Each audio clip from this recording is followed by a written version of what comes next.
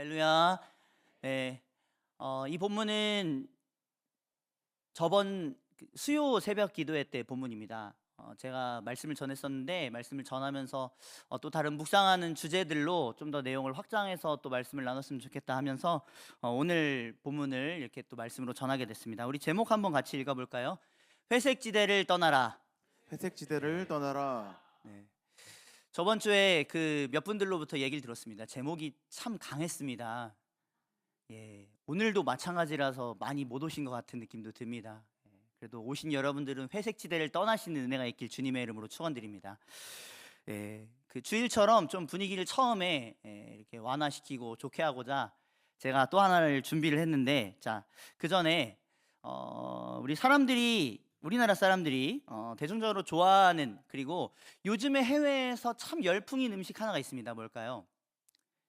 힌트를 드리자면 면으로 끝납니다. 맞습니다. 라면입니다. 예. 그분은 오늘 꼭 끝나고 라면을 드시기 바랍니다. 네, 자, 이 라면에 관련해서 어떤 포털 사이트에서 이런 조사를 했습니다. 여러분, 절대로 용서할 수 없는 라면이라는 주제입니다. 자, 여러분, 네 가지가 있습니다. 한강라면, 계란푼 너구리, 소스 뭉친 짜파게티, 따뜻한 비빔면. 자, 4번부터 가겠습니다. 4번이 난 제일 싫다. 3번, 2번, 1번. 네, 몇 분들 계시네요. 네, 내려주십시오. 다른 분들은 다 그냥 라면이 싫거나 아니면 그냥 나는 라면에 별로 관심이 없기 때문에 저런 거 잘 모른다 하실 수 있는데, 이 포털 사이트에서 대부분의 사람들이 싫어하는 거는 1번이었습니다. 이 한강 라면은 그 우리가 한강 둔치에서 끓여 먹는 즉석 조리에 끓이는 그 라면이 아닙니다.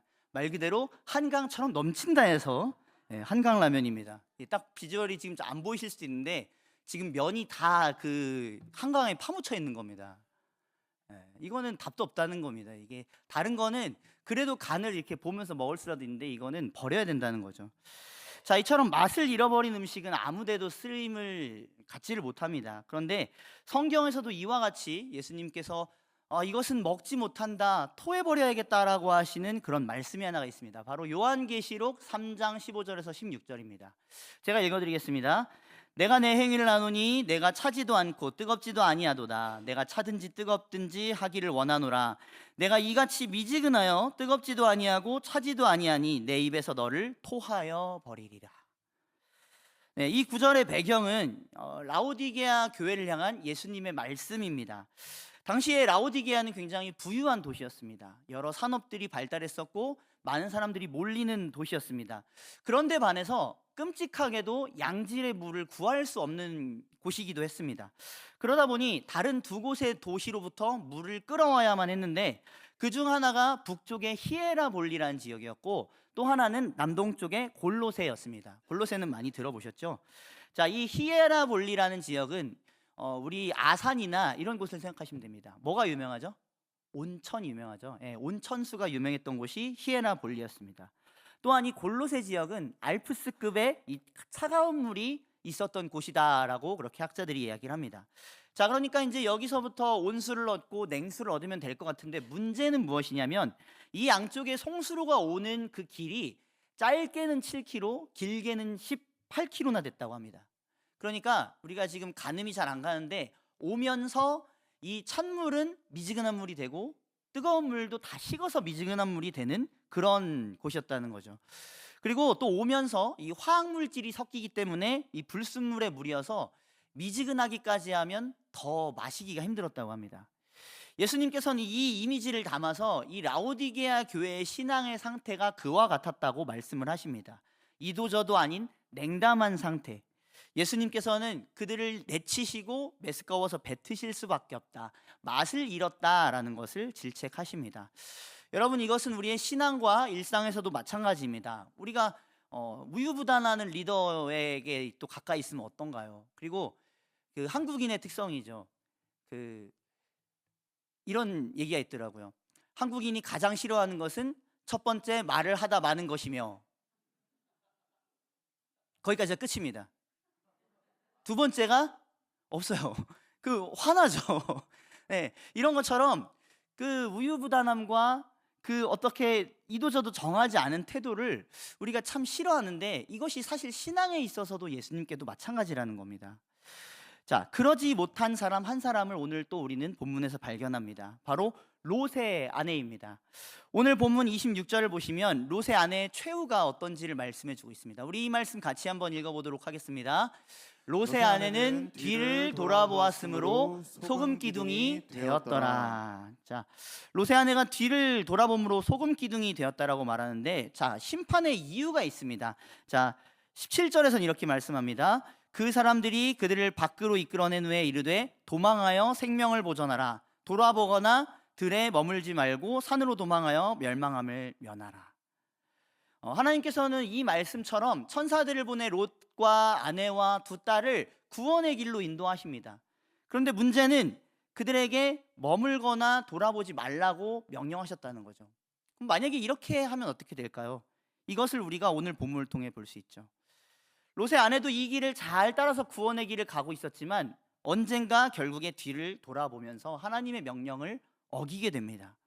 그러면 그렇게 생각할 수 있습니다. 뒤도 한번 돌아볼 수 있지. 그 명령 한번 어긴 것으로 그러실 수 있냐라고 생각할 수 있습니다. 그런데 조금 더 우리가 자세히 알아보면 좋겠습니다.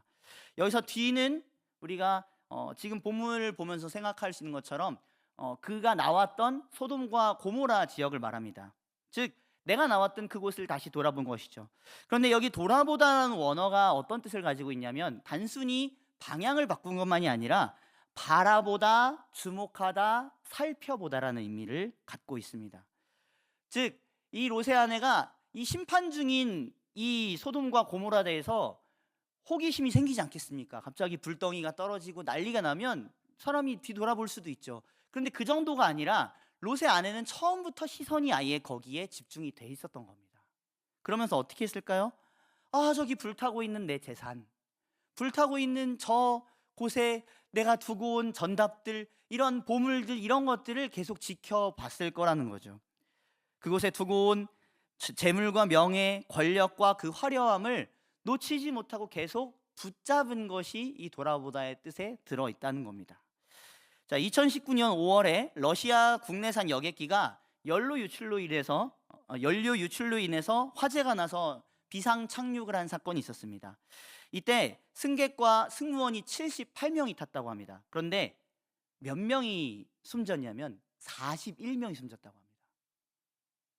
여러분들 감회가 없으시네요. 네. 항공기 사고 났을 때 아무리 그런 비상 상황이었어도 잘 착륙하고 대피를 하면은 그렇게 크게 문제가 되지 않을 수 있습니다. 그런데 그 중에 절반 이상이 죽었다는 것은 무엇인가 문제가 있었겠죠. 자, 현지 언론에서 그 상황의 문제를 찾아보니까 일부 승객이 공황 상태에서 자기 짐을 찾으러 들어갔었다고 합니다. 그러면서 통로를 막았다는 거죠. 그로 인해서 여객기 뒤편에 이 승객들의 탈출이 지연이 됐고요. 그러면서 불 속에 숨졌다고 합니다. 이처럼 한 사람의 뒤돌아보는 것이 다른 사람의 살 길을 막을 수 있다는 것을 우리가 보게 됩니다. 전문가들은 기내 비상 탈출이 90초 정도 안에만 이루어지면 모두가 사실 살 수 있다고 합니다. 그런데 그 90초 이상을 막았다는 거죠. 그럴 땐 어떻게 해야겠습니까? 소유보다도 먼저 내 생명을 살리고 다른 사람을 살리는 게 중요하겠죠. 그런데 이 지금 뒤돌아보는 롯의 아내에는 자칫하면 가족들도 그렇게 죽게 할 수 있었습니다. 왜 그럴까요? 우리 본문 23절에서 25절 말씀을 같이 한번 읽어보도록 하겠습니다. 함께 읽겠습니다. 롯이 소알에 들어갈 때 해가 돋았더라. 여호와께서 하늘 곧 여호와께로부터 유황과 불을 소돔과 고모라에 비같이 내리사 그 성들과 온들과 성에 거주하는 모든 백성과 땅에 난 것을 다 엎어 멸하셨더라.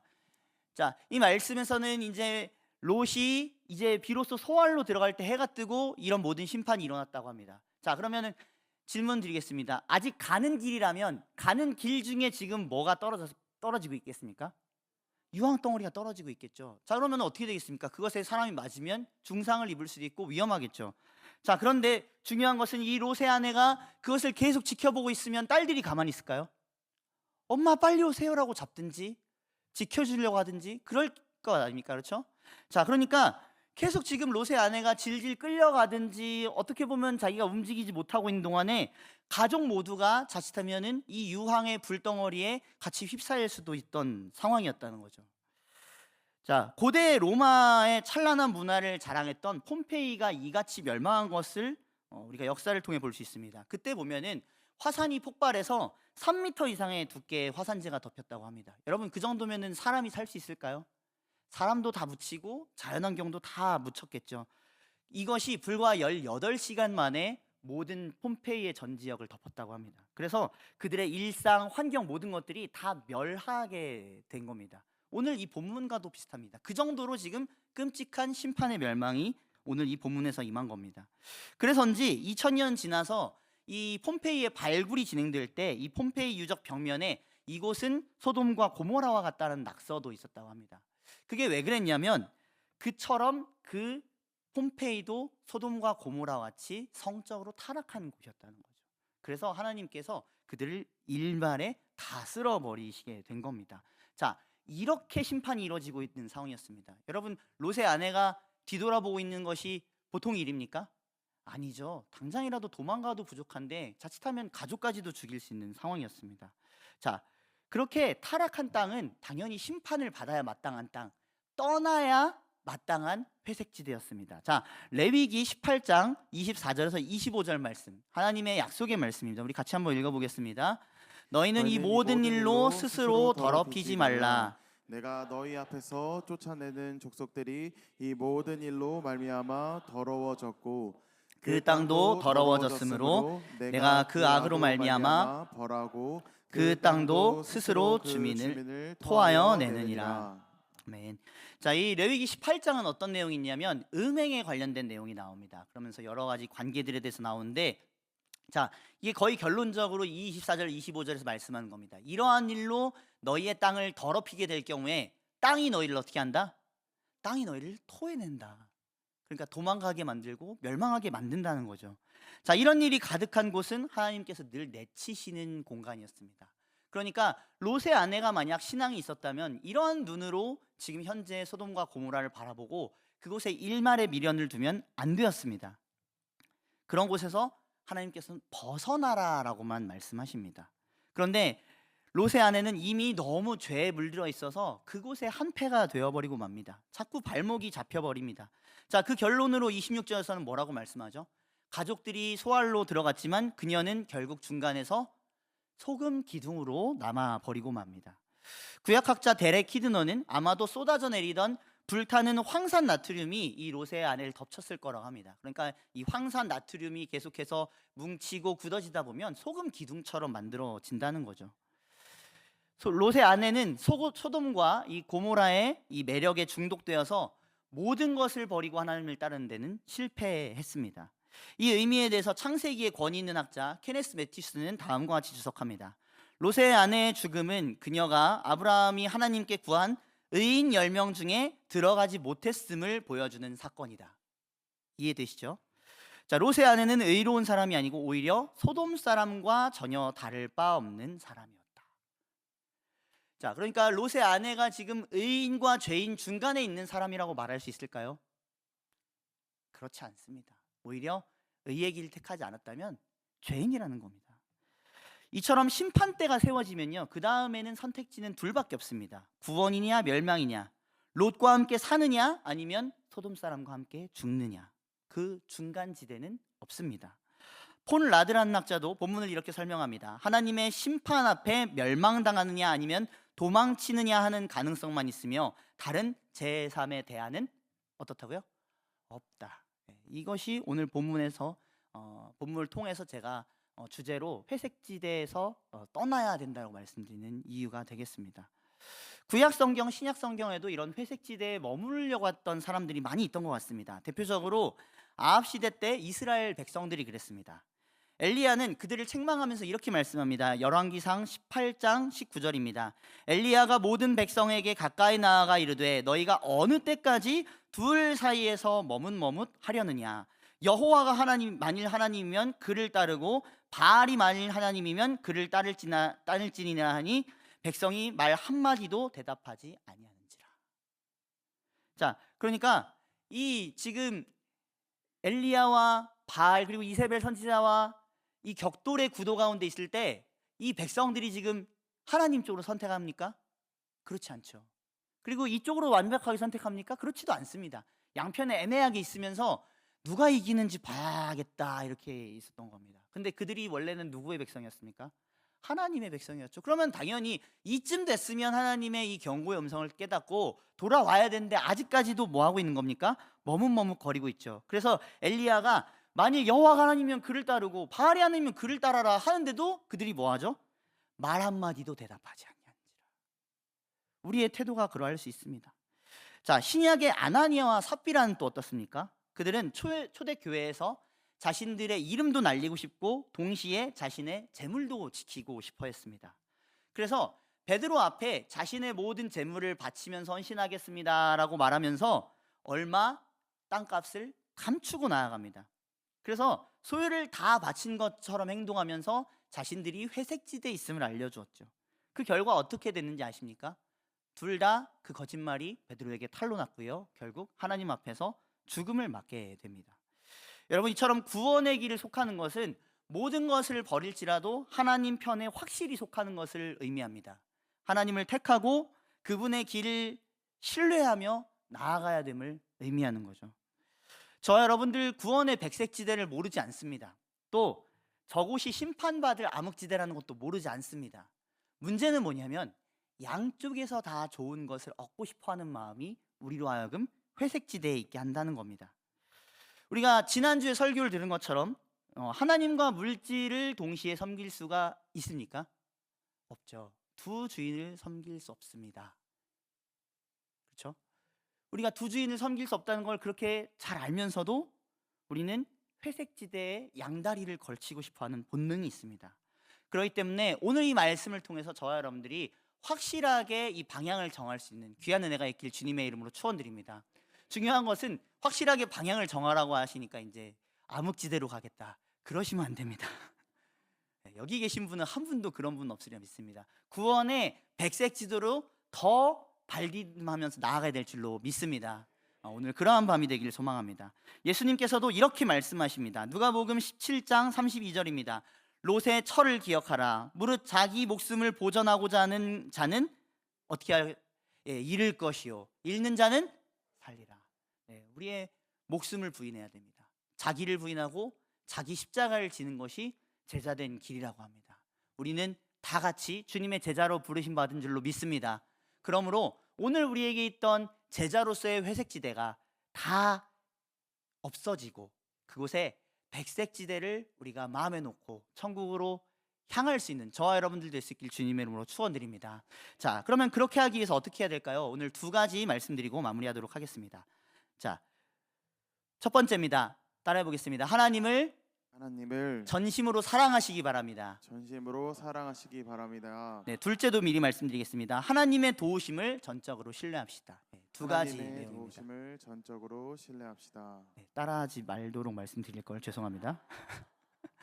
요 두 가지입니다. 뭐라고요? 하나님을 전심으로 사랑하시기 바랍니다. 또 하나님의 도우심을 전적으로 신뢰하시기 바랍니다. 전심 전적입니다.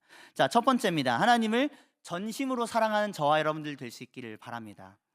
우리는 이 하나님을 작게 보고 세상을 크게 볼 때가 너무나도 많이 있습니다. 그래서 세상의 사상과 문화가 한마디 하면 그것에 크게 흔들리고 마음을 쓰는 경향이 있죠. 그러다 보니 롯의 아내처럼 하나님을 떠나시게 할 만한 그런 것들을 너무 마음에 가까이 두고 살아갑니다. 여호수아 23장 12절에서 13절은 이렇게 말씀합니다. 너희가 만일 돌아서서 너희 중에 남아있는 이 민족을 가까이 하여 더불어 혼인하며 서로 왕래하면 확실히 알라. 너희 하나님 여호와께서 이 민족을 너희 목전에서 다시는 쫓아내지 아니하시리니 그들이 너희에게 올무가 되며 덫이 되며 너희 옆구리에 채찍이 되며 너희 눈에 가시가 되어서 너희가 마침내 너희의 하나님 여호와께서 너희에게 주신 이 아름다운 땅에서 멸하리라. 지금 이게 누구의 내용입니까? 롯의 아내의 내용입니다. 롯의 아내는 소돔 사람을 사위로 두고 있었습니다. 그러다 보니 자연스럽게 소돔의 문화에 대해서 너무나도 익숙하게 받아들이게 되었겠죠. 그래서 롯이 이제 탈출해야 된다. 하나님께서 모두가 여길 떠나라고 하셨다라고 할 때 사위들이 어떻게 하죠? 농담으로 여겼다라고 하는데 아마 제 생각에는 이 롯의 아내가 이 사위들의 말을 더 믿지 않았을까 싶습니다. 그것이 결국 지금 오늘 이 말씀처럼 올무이고 덧치고 채찍이고 가시가 되어서 결국은 그녀를 소금 기둥으로 만들어버린 것이죠. 반면에 바로 그 앞절인 23장 11절에서는 이렇게 말씀합니다. 우리 이 말씀은 같이 한번 읽어보도록 하겠습니다. 그러므로 스스로 조심하여 너희 하나님 여호와를 사랑하라. 아멘. 자, 여기서 스스로 조심하라의 원어는 지키다, 보호하다라는 뜻이 있습니다. 동시에 어떤 영역을 지키는 것을 또 의미하기 때문에 울타리를 친다라는 의미도 있습니다. 그러니까 우리가 어떻게 스스로 조심할 수 있습니까? 하나님의 말씀으로 우리의 울타리를 치면 됩니다. 그리고 그곳을 벗어나지 않으면 됩니다. 그렇게 하는 것이 스스로 조심하다라는 의미의 구체적인 내용이죠. 또 원어로는 생략되어 있지만 한글 성경에는 생략되어 있지만 영어와 원어에서는 이런 의미가 같이 들어가 있습니다. 그 너희의 하나님 여호와를 사랑하라 할 때 크게 힘써 너희의 하나님 여호와를 사랑하라. 뭐라고요? 크게 힘써. 이런 의미가 같이 첨가되어 있습니다. 자, 그럼 연결해 보겠습니다. 저와 여러분들이 하나님의 말씀을 받아들이고 이것을 우리의 테두리로 치고 우리의 최고의 가치로 쳐서 이 안에서 힘써 하나님을 사랑하시기로 결단하시기 바랍니다. 말씀을 우리 마음 가운데 깊이 새기고 이 안에서 떠나지 않음으로 주야로 묵상하고 좌우나 우로나 치우치지 않음으로 크게 힘써 여호와를 사랑하시는 귀한 우리 모두가 될 수 있기를 주님의 이름으로 축원드립니다. 그럼으로써 우리는 청년의 정욕에서 그리고 유혹의 기억으로부터 벗어날 수가 있습니다. 강해 설교가로 유명했던 찰스 스윈돌은 이 구절을 이렇게 말씀합니다. 우리가 옛 정욕의 불길에 부채질하고 우리를 파멸시켰던 삶의 쾌락적인 장면들에 집착할 때 우리 안에서 어떤 일이 일어난다고요? 비극적인 일이 일어납니다. 그러니까 이런 과거를 추억하는 것은 좋은 것이 아니죠. 하나님의 은혜로 잘못된 삶의 방식에서 벗어나게 된다면 그리움으로 과거를 돌아보는 것이 오히려 뭘 방해한다고요? 회복을 방해합니다. 여러분, 그런 과거에 얽매이지 마시기를 바랍니다. 다시 한번 돌아보는 것, 즉 선택적인 기억에 집착하는 것은 우리가 남겨둔 것의 유혹에 맞서 우리를 약하게 만듭니다. 그러니까 사단이 우리에게 계속 충동하는 것이 바로 이것이죠. 야, 너 예전에는 그렇게 신앙적으로 실패 많이 했잖아. 너 이렇게 도덕적으로 범죄했잖아. 사람들은 모르지만 그 위선 하나님이 다 아실 텐데 너 어떻게 하려고 그러니? 너는 자격이 없어. 계속 그런 식으로 우리의 상처를 뒤흔들고 파내죠. 그러나 우리는 오히려 그때 무엇을 택해합니까? 그럴지라도 나는 오직 여호와 하나님만을 사랑하겠다. 힘써 크게 하나님을 사랑하겠다. 그렇게 전진하실 수 있는 저와 여러분들 될 수 있길 바랍니다. 이것이 우리가 진정 회복되는 길이고 우리가 나아갈 수 있는 길입니다. 은혜의 회복이 빨라지기 원하십니까? 늘 은혜로 충만하길 원하십니까? 소금 기둥이 되지 않고 소금 기둥에서 벗어나 살아있는 신앙인의 삶을 살기 원하십니까? 그렇다면 우리가 심판의 대상에서 벗어나 하나님을 크게 힘써 사랑함으로써 그 말씀을 우리 안에 둠으로 하나님을 사랑함으로써 더욱더 하나님만을 사랑하는 그 힘으로 넉넉히 승리하실 수 있기를, 죄에서 이겨내실 수 있길 주님의 이름으로 축원드립니다. 두 번째입니다. 따라해 보겠습니다. 하나님의 도우심을 전적으로 신뢰합시다. 전적으로 신뢰합시다. 첫 번째가 하나님을 전심으로 사랑하는 거였고요. 두 번째는 하나님의 도우심을 전적으로 신뢰하는 겁니다. 여러분, 우리의 믿음이 떨어지면 제일 먼저 일어나는 현상은 뭐냐면 하나님의 선하심에 대해서 의심하게 됩니다. 하나님을 악하게 봅니다.